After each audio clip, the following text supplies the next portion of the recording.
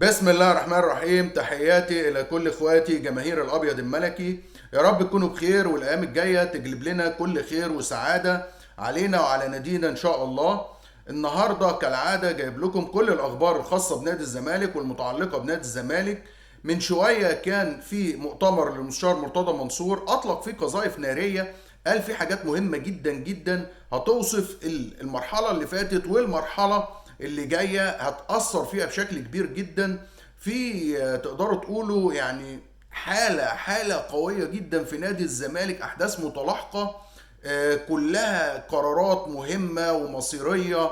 في حالة من الدولة نفسها إن هي يعني تقدروا تقولوا وزارة الشباب والرياضة مدية ظهرها لنادي الزمالك بشكل كبير، ما بتساعدش نادي الزمالك انه يخرج من ازماته. هنتكلم في كل ده وهنقول لكم كمان اخر الاخبار عن فريق الكوره وكواليس فريق الكوره. في الاول احب افكر حضراتكم واذكركم بدعم قناه الزملكاويه، قناه الجماهير، قناه اللي اساسا معموله عشان توصل صوتك، عشان تعرفك الحقائق، عشان تاخد بايدك وايدي ونقدر ندعم كيان نادي الزمالك. لا تنسونا بالاشتراك ويا ريت اللايك والشير عشان الفيديو يوصل لاكبر عدد من الزملكاويه وصوتك وصوتي يوصل للمسؤولين في الرياضه في مصر وللاداره وللعيبه وللاجهزه الفنيه، ونقدر نصد الشائعات ونبقى حائط صد لنادي الزمالك وندعم الكيان.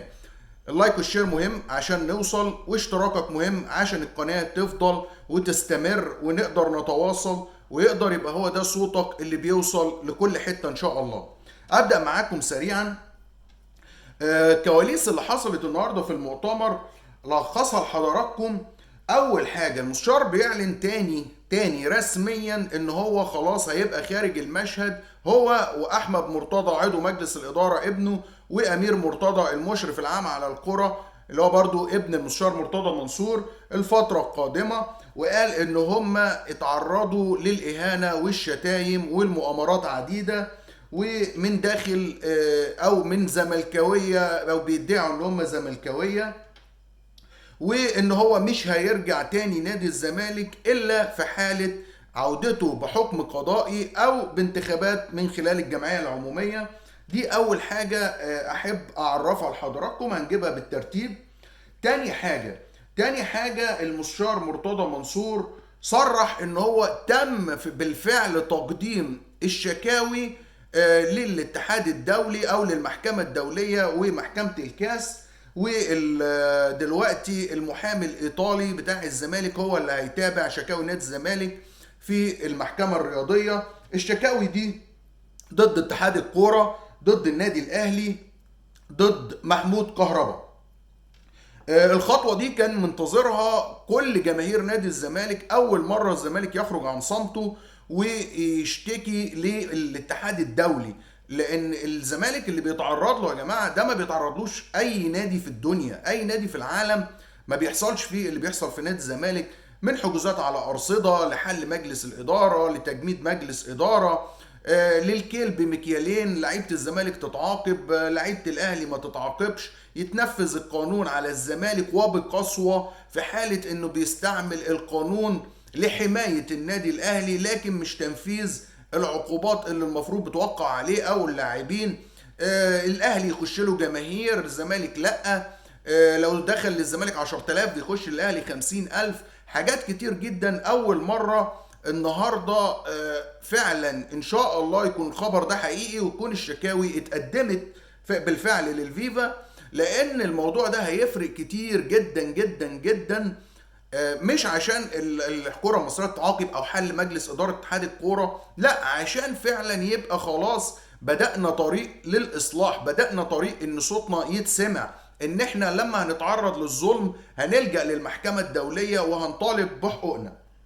فدي خطوة مهمة جدا جدا، وإن شاء الله كل التوفيق للمحامي الإيطالي والنادي الزمالك في الحصول على حقوق النادي من خلال المحكمة الدولية.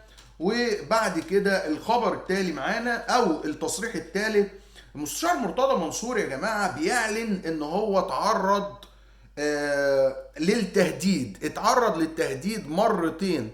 هو ما صرحش مين بالظبط الجهة او الشخص اللي هدده، اتعرض للتهديد في حالتين، في موضوعين. الموضوع الاول بسبب اعتذار نادي الزمالك عن ماتش السوبر، واتعرض فيه للتهديد ان هو كان لازم يلعب، لكن هو اصر ان هو ما يلعبش عشان الزمالك ياخد موقف من موضوع الكيل بمكيالين في عقوبة الهارب كهربا. الموضوع التاني اللي اتعرض فيه للتهديد برضو كان بسبب ان هم بيضغطوا عليه وبيهددوه عشان ما يقدمش الشكاوي للاتحاد الدولي او للمحكمة الرياضية الدولية. وقال ان هو بسبب تقديمه للشكاوي دي للاتحاد الدولي للفيفا هو مستعد للسجن مرة اخرى.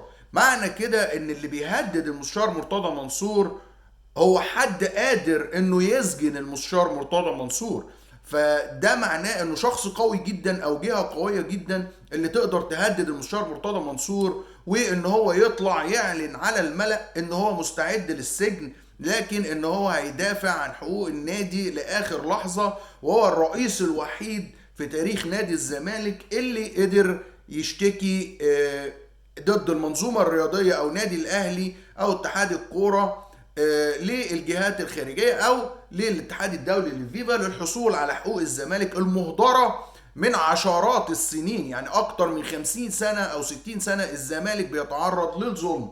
وفعلا دي خطوة جريئة جدا، لكن عايزين نعرف مين الشخص او الجهة اللي بتهدد المستشار مرتضى منصور بالحبس، مين اللي بيقف ويحمي النادي الاهلي وبيحاول يدمر نادي الزمالك واستقرار نادي الزمالك ومسيرته، اللي مش همه جماهير نادي الزمالك.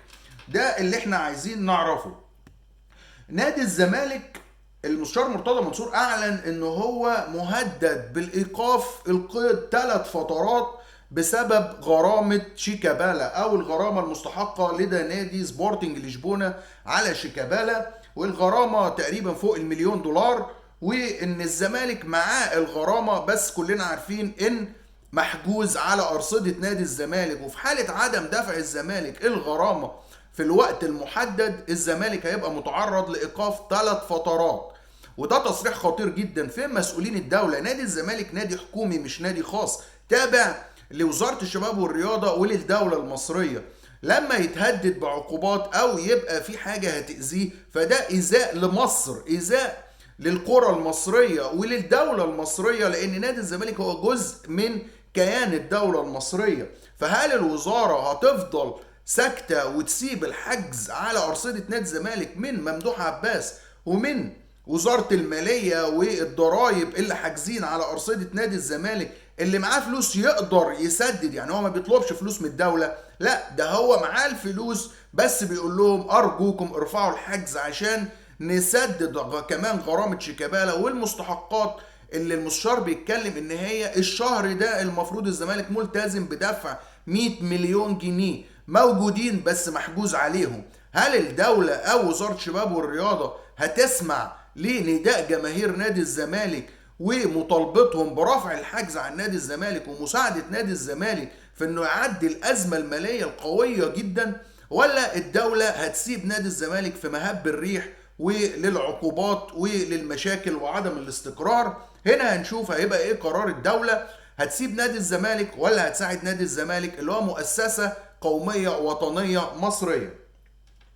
النقطة الخامسة في موضوع اتشيمبونج وشكوى اتشيمبونج، المستشار مرتضى منصور بيعلن ان اتشيمبونج ملوش اي مستحقات مالية لدى نادي الزمالك، وانه معاه فيديو للاعب بيصرح فيه بان هو استلم كافة مستحقاته واوراق رسمية بتثبت ان هو استلم كافة مستحقاته.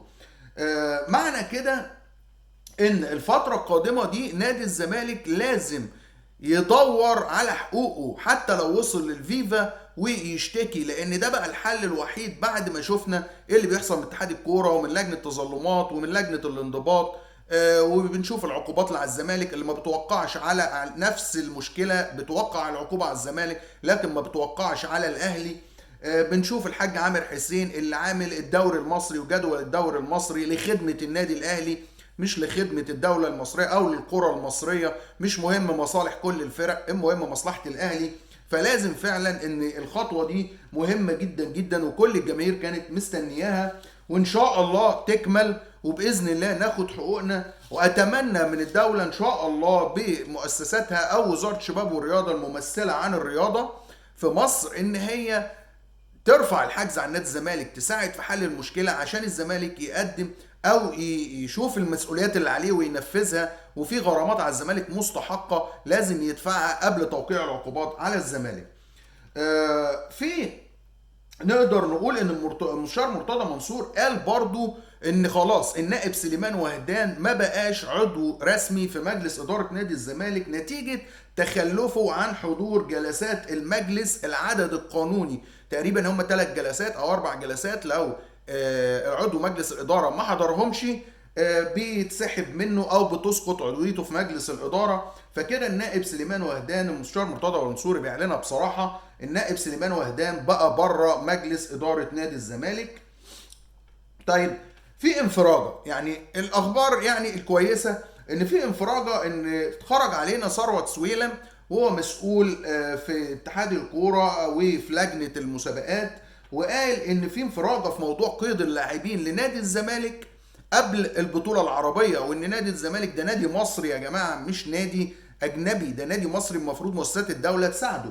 الراجل خرج او اللواء ثروت سويلم خرج وقال ان احنا بنفكر ازاي بالحل القانوني ان احنا نفتح القيد استثنائي لنادي الزمالك قبل البطوله العربيه، لان هو بيمثل مصر. وعايز اقول لكم ان في ضغط كان من مجلس الاداره على الموضوع ده، وبصراحه ميدو يا جماعه، ميدو بيكلم الناس كلها وبيروح للمسؤولين وبيتكلم، وهو من الناس برضو اللي اتكلمت بسبب عن موضوع فتح القيد استثنائي لنادي الزمالك. لكن هنتكلم نقول فتح القيد استثنائي لنادي الزمالك، ونادي الزمالك اساسا محجوز على ارصدته، وحتى بعد لو الحجز اتفك على ارصدته نادي الزمالك عليه التزامات ماليه كتيره. الفلوس دي هتتوجه لدفع غرامات للفيفا، ودفع مستحقات لاعبين، ودفع حاجات كتير قوي التزامات على نادي الزمالك. في فلوس جايه من امام عاشور، في 700 الف دولار عن مشاركه نادي الزمالك في البطوله الافريقيه، في مبالغ جايه، في مبلغ عقوبه كهرباء 2.5 مليون دولار، دول خلاص يا جماعه قبل 11/6 لازم يدفعوا، وفعلا في طريقهم للدفع، لان دي اخر مهله للهارب كهرباء. في مبالغ جايه، لكن في ازمه ماليه قويه جدا جدا جدا، وعدم استقرار اداري. يعني انتم متخيلين احمد مرتضى يعتبر كانه بره مجلس اداره نادي الزمالك، النائب سليمان وهدان بقى بره مجلس اداره نادي الزمالك، مفيش، وبرده كان قبل كده في خروج لنائب مجلس الاداره. يعني في 3 أو 4 اعضاء في مجلس الاداره مش متواجدين، على راسهم رئيس مجلس اداره نادي الزمالك. ففي عدم استقرار، في مشاكل، في ان الشركه الراعيه ما بتديش حقوق الزمالك، فالزمالك بتعصف بيه المشاكل. فان انت حتى هتفتح القيد، هل الزمالك متواجد فيه فلوس حاليا؟ الزمالك موجود فلوس بس مش عارف يستلمها من الخارج، او فلوس موجوده في الداخل ومحجوز عليها. لكن بصراحه اللجنه الفنيه ومجلس الاداره فكروا مؤقتا لغايه ان شاء الله ما يبقى في حل للفتره الجايه دي، ان الدوله تتدخل وترفع الحجوزات عن نادي الزمالك، والزمالك يستلم فلوسه، ويقدر يستلم الفلوس الخارجيه اللي هي هتعدي 4 مليون دولار او 5 مليون دولار، لان زي ما قلت لكم 1.5 مليون او تقريبا ممكن تكون صفقه امام عاشور كلها لسه ما استلمناهاش، ودي هنستلمها ان شاء الله مع غرامه كهرباء 2.5 مليون دولار، مع 700 الف دولار من الاتحاد الافريقي. فده هيضخ مبالغ كبيره اكتر من 4.5 مليون دولار لنادي الزمالك. فان شاء الله يبقى نقدر نسدد التزاماتنا، ندفع الغرامه اللي علينا بتاعت سبورتنج لشبونه، وندفع ونقدر نجيب صفقات ان شاء الله. لكن مؤقتا هم توصلوا لان هيبقى في حل مؤقت من دلوقتي، هيبقى في اتفاق مع بعض الانديه اللي الزمالك عايز ياخد لعيبه منهم على عقد صفقات تبادليه. الصفقات التبادليه دي في عمرو السيسي معروض، محمد شبانه معروض، مصطفى الزناري معروض، سامسونج اكينولا معروض، عمر جابر معروض، في عده لاعبين في نادي الزمالك، وعبد الله جمعه دخل في القائمه هو كمان على سبيل البيع او الاعاره. يعني في حوالي 6 أو 7 أو يمكن 8 لاعبين الزمالك بيفكر في اعارتهم، وعلى راسهم محمد عواد، اللي الزمالك بيفكر جديا انه يستفيد من محمد عواد ويخش في صفقه تبادليه يقدر يجيب للزمالك بيها لعيب سوبر.